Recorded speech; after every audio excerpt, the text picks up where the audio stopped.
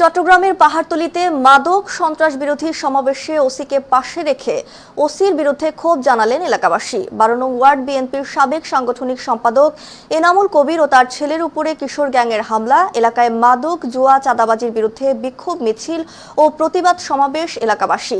শুক্রবার জুমার নামাজের পরে হাজী ক্যাম্প শাহাজি জামে মসজিদের সামনে থেকে বিক্ষোভটি শুরু হয়ে বিভিন্ন সড়ক প্রদর্শন করে লাকি হোটেলের মোড়ে গিয়ে শেষ হয়। এ সময় বক্তারা বলেন, সরইপাড়া ওয়ার্ডের অলিতে গলিতে মাদকের ছড়াছড়ি, প্রশাসন কোনো ব্যবস্থা নিচ্ছে না। উল্লেখ্য, গত সপ্তাহে এলাকাবাসীর অভিযোগের ভিত্তিতে এই আসনের সংসদ সদস্য সাইদ আল নোমান আবুল বিরি এলাকার মাইটটাল্লা পাড়ায় এক মাদকের স্পটে দাঁড়িয়ে পাহাড়তলী থানার ভারপ্রাপ্ত কর্মকর্তাকে ফোন দিয়ে বিষয়টি ব্যবস্থা নিতে বললে এমপি এলাকা থেকে বের হওয়ার সাথে সাথে মাদক ব্যবসায়ীরা মাদকের বিরুদ্ধে প্রতিবাদকারীদেরকে দুবার হামলা করেন। পরে ভুক্তভোগীরা থানায় গিয়েও কোনো প্রতিকার পান নাই, জানান বিক্ষোভকারীরা।